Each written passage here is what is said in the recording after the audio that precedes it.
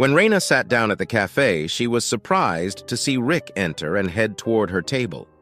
Rick and his wife, Louise, had been Raina and her husband's neighbors for almost 4 years. They were both slightly older than her, well into their 40s rather than around 35, but they had become quite close with Brad and her. They'd even spent a few vacations together as couples with and without children. "Rick, what a surprise," Raina said a little excitedly, looking around the door. "Shouldn't you be at work?" "I can say the same about you," he said calmly, sitting down across from her. "I took the afternoon off for personal deadlines, and I assume you did the same?" Raina nodded. "Busy morning, and I needed to recharge a little, that's about it. I never realized you were a fan of cafes like this one." "You're right, I'm not a fan," Rick said, looking her in the eye, but she continued to avert her gaze. "Honestly, I saw you walk in here and decided to join you. We need to talk." "Is something wrong?" "I hope nothing happened to Louise," Raina said. Rick lowered his eyes for a moment and smiled at her.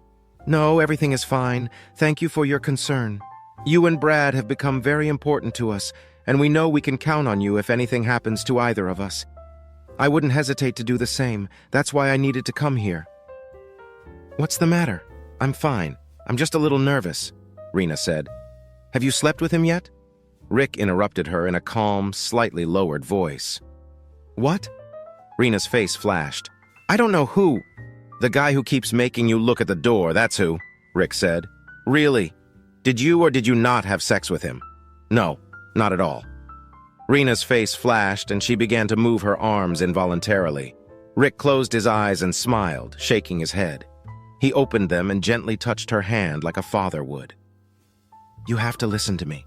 I'm going to tell you what's going on, what you probably think about what's going on, and finally what he thinks about it. That's really important." Raina only nodded. "He's charming, either younger or more successful than Brad. He seems to have some better qualities than your husband, and he let you pour your soul out to him. He also compliments you very well. When you have a need for someone, he is always there for you and will sacrifice something for it at some point. Like, so far so good?" Raina felt her body tense up. "How do you know? Does Frank know?" "He suspects, of course he suspects," Rick said. "And you know he suspects, but he has no proof. I'm sure those suspicions made you make him feel like an idiot," he said. "How do I know? Here's what happened. 2 important events happened in the last 2 weeks, and you missed them both for the same reason. Something happened to Mr. Charming, and he needed you, as a friend. And because you felt obligated to him, you missed both your son's birthday and your 9th anniversary dinner to be with him. Nothing happened. We're just friends. And he's the kind of friend that you keep from your husband because he wouldn't understand. This friend wants to know everything about your husband, so you told him. Even intimate details that you probably wouldn't share with me. In everything you tell him, he supports you and pretends it's all Brad's fault, whatever problems you have. I bet even Brad's suspicions that something is going on, he puts up as proof of what a horrible husband he is. Was it the day you missed your son's party or dinner with your husband that he kissed you and confessed his attraction?" Raina's jaw dropped. "How do you know that?" "When?" She lowered her face and her hand trembled slightly. "When I missed our anniversary. He was depressed because an old friend of his died. It just happened, but I stopped it right away." Rick nodded. "So here's an honest look at what happened. From your defensive behavior and the fact that you're sitting here right now waiting for him, I think things went a little further than just a kiss. No sex, but far enough that if you caught Brad doing the same thing, you'd consider it cheating. Still, you think it's partly Brad's fault because he's not the husband you want, as Mr. Charming helpfully points out.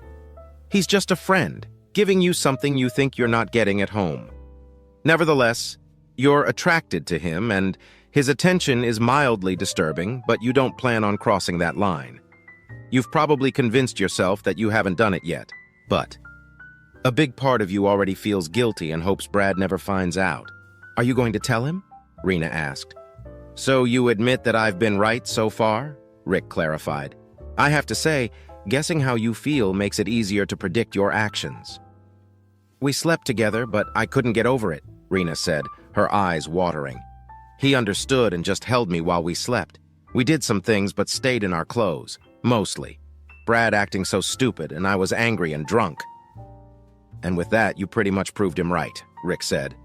"No, I'm not going to tell Brad any of this, but he'll figure it out for himself." "Okay, now here's what he thinks is going on. Mr. Charming sees an attractive woman who's busy. He sees vulnerabilities that he can use to manipulate her." "Reed! No!" Rena flinched, but Rick stopped her with a calm hand gesture. "Mr. Charm knows this, as he has experience in this matter.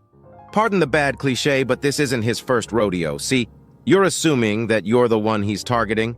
You're not stupid enough not to realize that he wants to sleep with you since you started dating him behind your husband's back.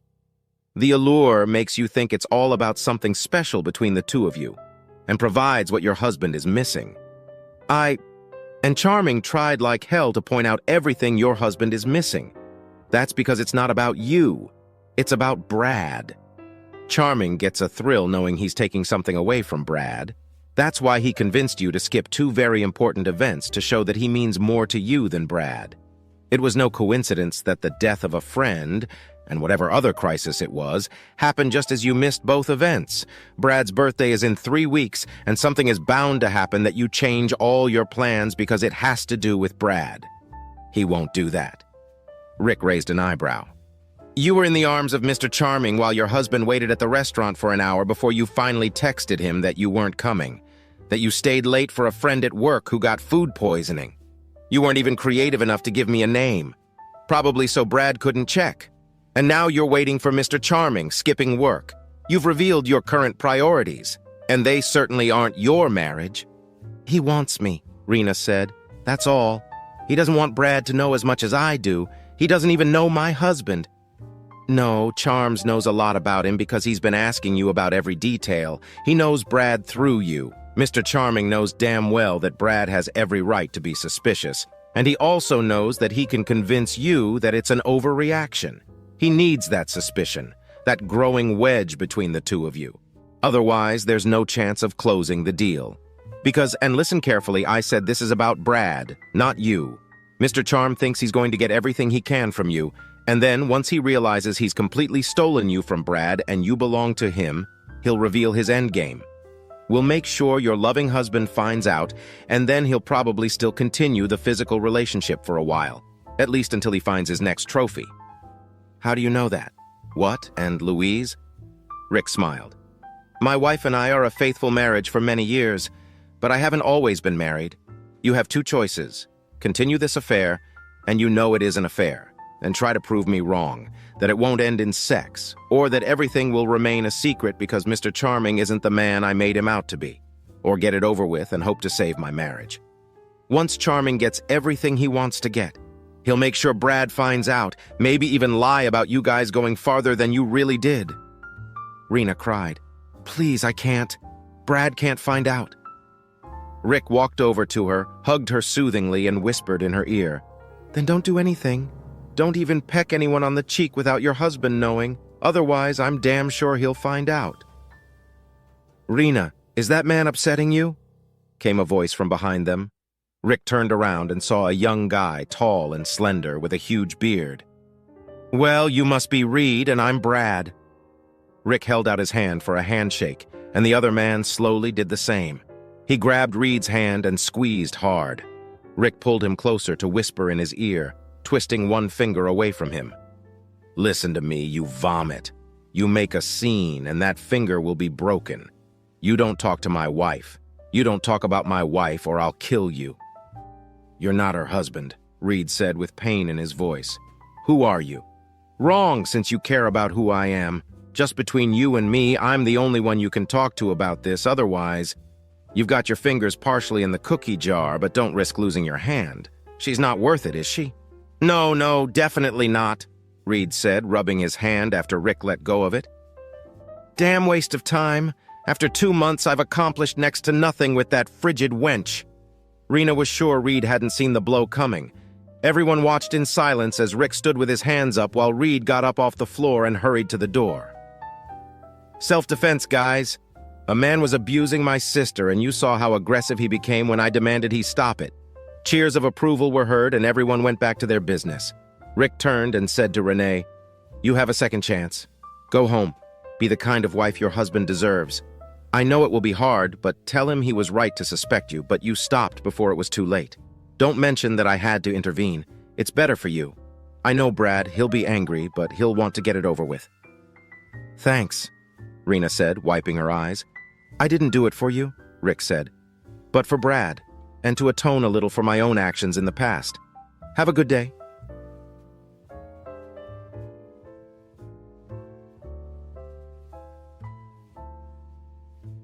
Wow.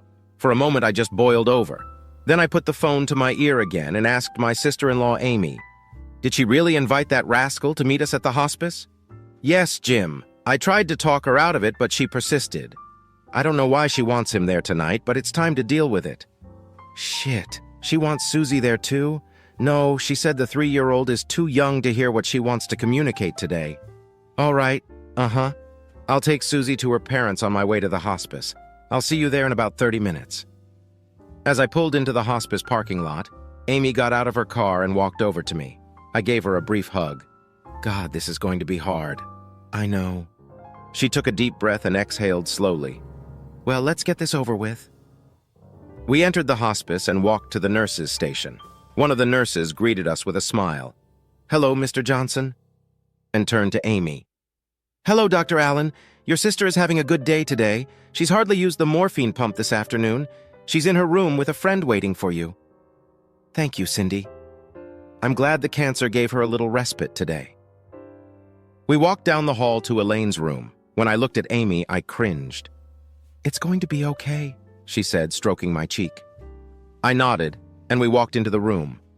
The room was quiet and dark, the wide window overlooking the beautiful garden.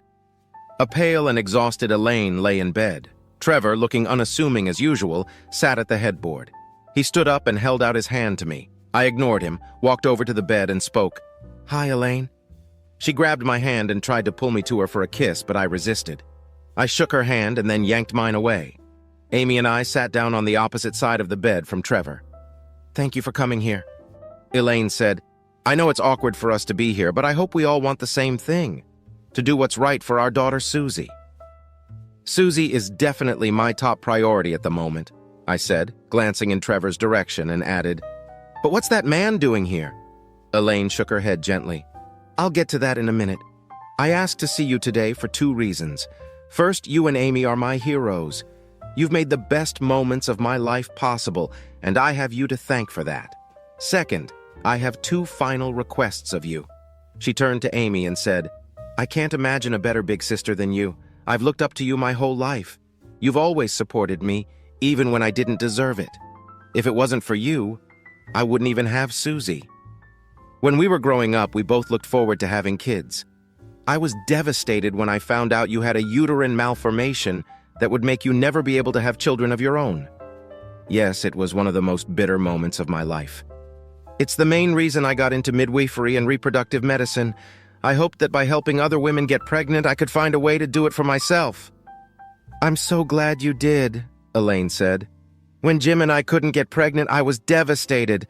Thank you for supporting me through the infertility testing and then the whole in vitro fertilization process. And I'm glad I was able to help you, Amy replied. Help? It's more than that. You're my hero. You've also been a wonderful aunt to Susie. I feel so much better dying knowing that you will be there to love and hold her when I'm gone. All I want to ask of you now is to continue to love Susie and help Jim raise her to be a good woman like you. Amy sobbed and took Elaine's hand. Of course it is. I'll never stop loving Susie and helping Jim. Elaine turned to me and said, That was the easy part. What I want to ask of you is much more complicated. I know that my relationship with Trevor has hurt you terribly. I threw her a look full of annoyance and replied, Yeah, you could say that. You broke my life, and for what? I still don't understand why you cheated on me with him in the first place. Elaine stared at her lap.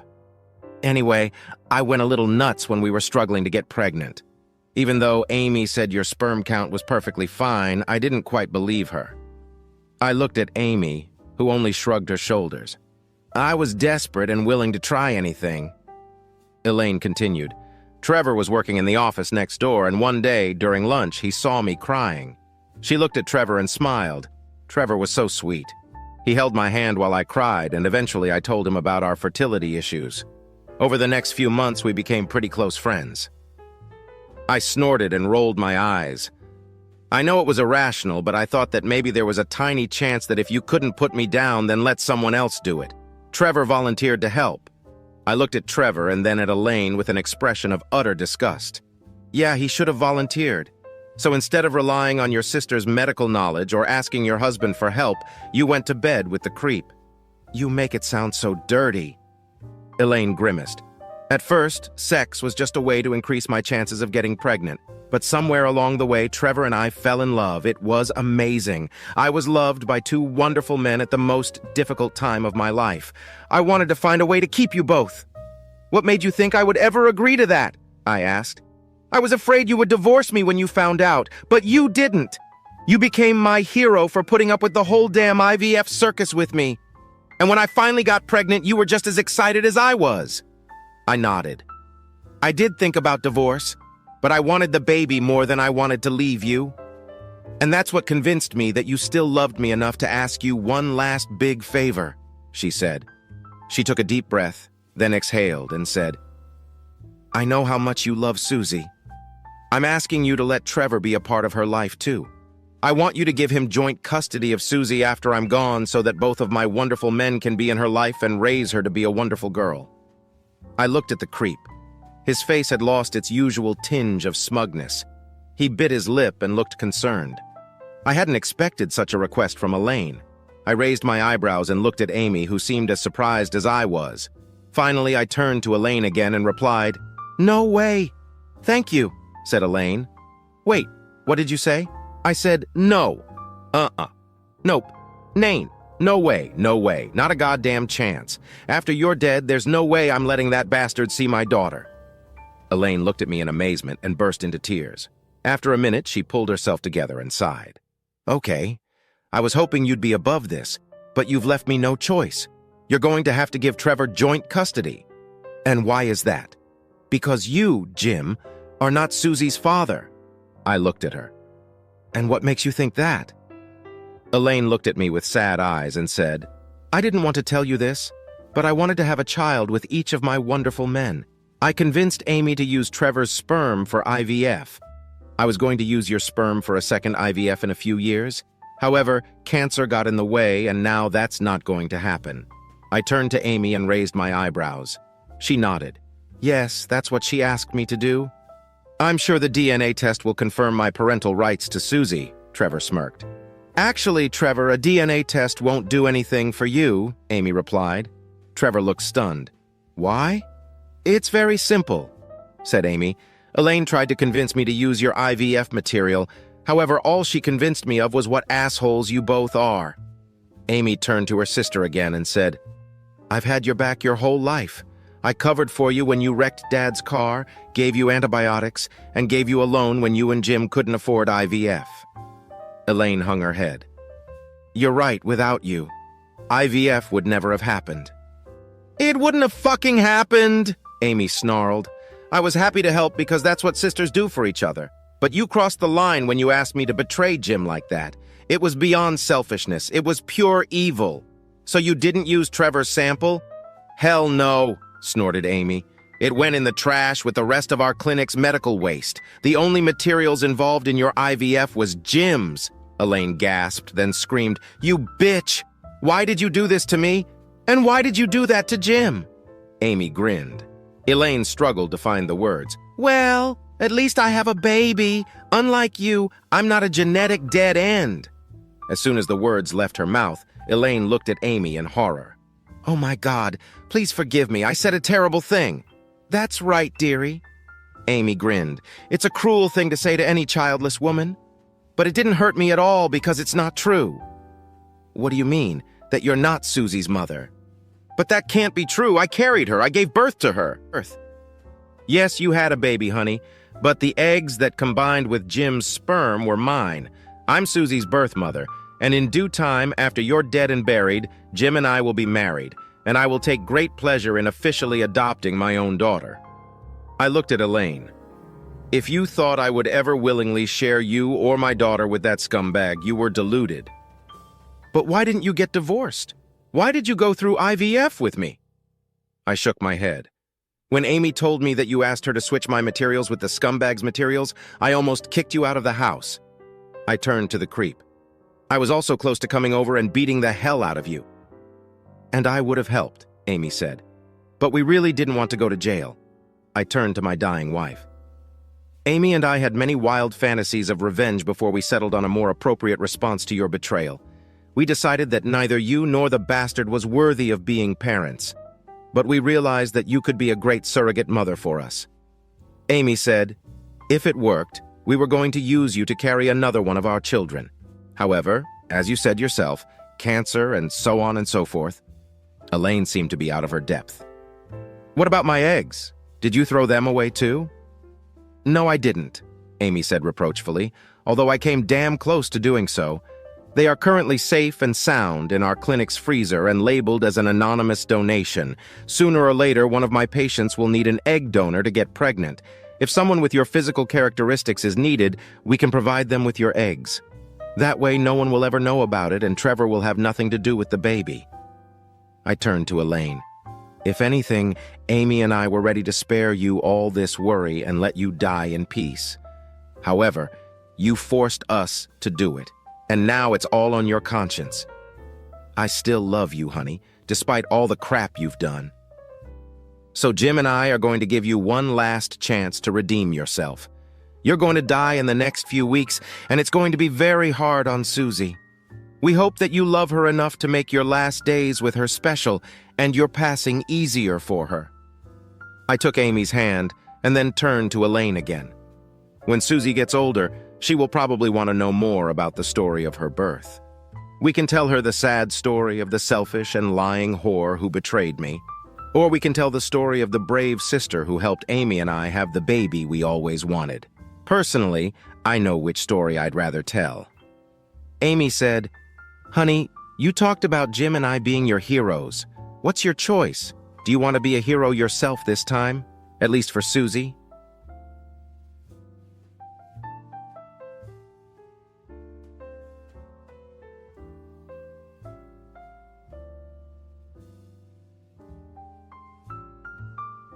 Dave and Sonia Brown, a childless married couple, are sitting at the kitchen table. Dave has just gotten home from work. Sonia is an hour ahead of him and is dressed smartly. There is a suitcase by the front door. Now, Dave, the main thing I want you to finish this weekend is painting the nursery. The paint cans are right outside the door, and the guy at the store said you need at least 2 coats. Oh, before I forget, did you ask your parents if we could paint the spare room? I know they said to treat this house like our own, but it's still just common courtesy. Yeah, they're fine.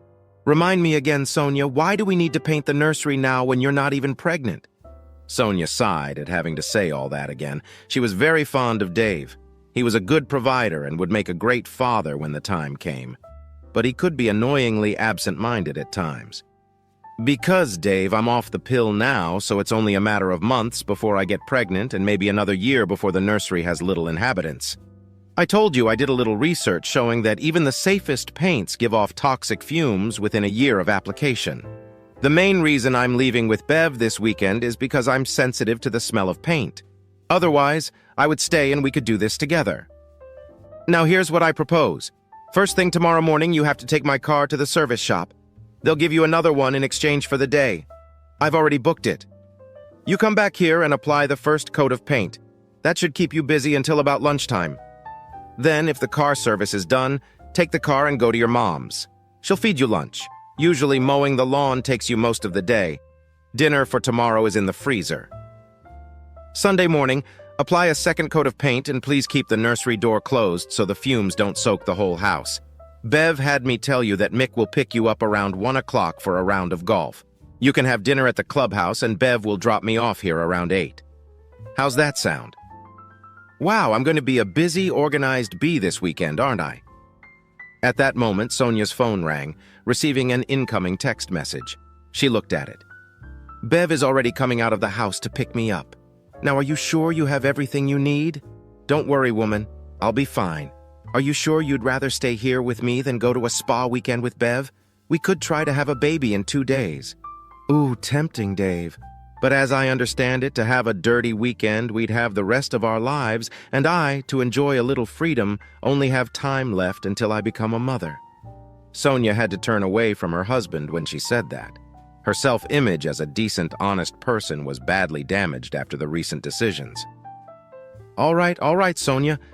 I guess all you have to do is open that little parting gift I bought you." Dave reached under the table and placed a wrapped box the size of a pack of cigarettes in front of Sonia. She looked at it, a little puzzled. "Should I open it now, Dave? Can I do it this weekend?" "That's your business. You can open it now or later, but I highly recommend using it this weekend." Sonia grabbed the gift and began to tear off the wrapping, exposing the cellophane-wrapped box. It took her a moment to realize what it was. Dave filled the silence. "I had to act at random, but I think there are 12 condoms enough for 2 nights and 2 days at the spa for you and Paul." Sonia froze with shock, unable to take her eyes off the box of condoms in her hand. Dave, on the other hand, kept talking. "Also, I suppose your huge list of tasks for me to do while you're away should keep me from thinking about questions like, why did Sonia dodge my question when I asked what spa you and Bev were going to? Or, why did she discourage me from calling her this weekend?" Sonia couldn't move, couldn't think, couldn't act. Her foolproof plan to have one harmless pre-motherhood affair, instigated by her best friend, had just blown up in her face. She was shocked. "Did you save the receipt for the paint, honey?" "Yes. This room needs to be repainted, but I don't think a light pastel shade suitable for both boy and girl would be appropriate right now. I'll get a different color when I drop your car off at the service tomorrow. I suppose, reasoning logically, you have no reason to rush out on Sunday afternoon now that I know what you're actually going to do." "Oh, great acting, by the way. You were really convincing in your lies." Unable to believe the empty words, Dave fell silent and watched Sonia destroy herself with self-incrimination. Leading up to this point, he had wondered if she had a plan ready if the real reason for her trip was ever revealed. Now, watching her book-like face, he realized there wasn't. Interestingly, she didn't deny what he had said. Maybe the fact that he not only knew what she was going to do this weekend, but with whom, convinced her that lying was useless. Maybe she finally remembered how fundamentally honest she was. He waited until she looked into his eyes to get an idea of what she was thinking. And he did. Finally. "Do you suppose I'm still going away for the weekend?" I can't leave now. I have to stay." "Why, Sonia?" "Well, the thought of settling down and having a baby was scary, so—" "No, Sonia, why do you want to stay here this weekend? What's the point? What would you accomplish?" If Sonia had looked stunned before, now she looked utterly confused. "Achieve, Dave?" "So I can explain what, Dave? You can forgive me, can't you? After all, I haven't done anything yet. Yes, you were planning to, but not now, Dave, not ever." If Sonia had dared to look at Dave's face, she would have realized how dead the horse she was spurring was. She justified her actions in her own head before deciding to finally give in to Bev's whining and join her on one of her secret weekends away from her marriage. If she'd ever considered the consequences of being caught ex post facto, she'd bet her marriage was strong enough to survive it. Now, knowing that nothing had actually happened, forgiveness was already granted in her mind. All she has to do is weather the storm. Repent. That would bring back her plans for her life. When? In 6 months? In a year? That's what she thought, and that's why Dave's next words confused her. "Just go, Sonia. Go to your lover. Go to your mother. Honestly, I don't care where. Just go." For the first time since Dave's revelation, Sonia dared to look into her husband's face. He was looking down, and his expression was unperturbed. The only noticeable hint of emotion was the moist glow in his eyes. Sonia thought it best to leave for a while. Right now, Dave was clearly angry, and she didn't want him to say anything that he wouldn't easily take back. She was already composing a story in her head for her mother. "How long do I have to stay away, Dave?" Dave looked at her and shook his head. "Always, Sonia." Sonia's jaw dropped. Dave ignored her reaction. "Yes, we had 5 good years, but it's over. There's nothing left to talk about. We don't have kids, and this house belongs to my parents. We both make about an equal amount of money, so there's no need to even try to talk about child support. I've spent the last 2 days hiding our money. I guess that's fair since I haven't spent a shit in all the time we've been together, and you've spent your share on clothes, that flashy car, and your weekend trips with Bev. I closed my accounts and credit cards just before coming home. I suppose you could go to a lawyer, but that would cost you more than what you could get back. If I were you, I'd take it as a learning experience for your next relationship. One last thing, Sonia." Dave paused spectacularly. "Fuck you." Sonia was completely confused again. She did nothing to justify this reaction. Unless... Dave's mention of other trips implied that he thought as if she'd been on similar trips before. All the previous ones had either been genuine holiday weekends or her cover for Bev's shenanigans. That made her relieved. "Oh my God, what, you think I cheated on you already?" "Well, I didn't. This was supposed to be the first time, the one time. Yeah, Bev spent ages talking me into joining her on one of our trips, but I never did. After all, she had seduced me and scheduled Paul, one of her lovers. It doesn't matter if it's the first time or not, Sonia. You've proven yourself such a consummate actress and liar in the last 2 days that one way or another I'll never believe you again. That's what happens when you get caught in a lie. You lose credibility, but it doesn't matter. You intended to make me a cuckold, you admit it, and that's the end of it. Now, for the sake of all the times we've spoken words of love to each other over the last 5 years, let's just break up, Sonia." If Dave was ranting and raving at this point, Sonia would feel better. She would have some hope that he was just spitting out his bile. The cold, impassive tone of his voice confused and frightened her. She looked into his face, into his eyes again, and regretted doing so. "But Dave, you have to believe me. Kay, how can you be so nonchalant about this? You can't give up your love for me just like that." Still in a nonchalant voice, Dave replied, "2 days ago, I would have been in complete agreement with you. I'm much wiser now." Dave's voice grew louder and louder throughout these 2 sentences. Finally, his face began to express anger. "On Wednesday, I get home from work a few minutes early with flowers for you, I might add, and I park on the front lawn to wash the SUV. I walk in the back door intending to surprise you with flowers. And what? I hear you on the fucking phone with fucking Bev, that's what. And what do I hear? You're laughing, about to lie to me so you can sneak out this weekend and sleep with Paul. You're giggling, about to load me up so I don't have time to think about where you are and what you're up to." "But Dave, you know I always giggle when I'm nervous. You, laughing, stabbed me in the back.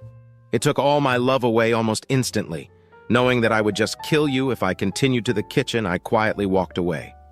It's all been a game on my part ever since." Dave fell silent, his chest heaving and his eyes glittering with hatred. He fought the urge to strangle the stranger who had tricked him into thinking she loved him, the actress who had wasted more than 5 years of his life. Sonia's mind whirled round and round in a round dance of thoughts.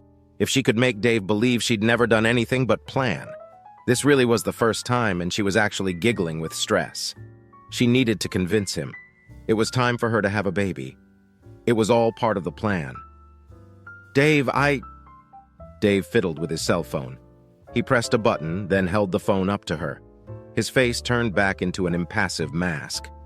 From the speaker of the phone came a voice, her voice. "Ha ha ha! I suppose it's going to be the hot idea of poor old naive Dave painting the nursery while I cheat on him behind his back. Ha ha ha! I guess you could say feathering our nest."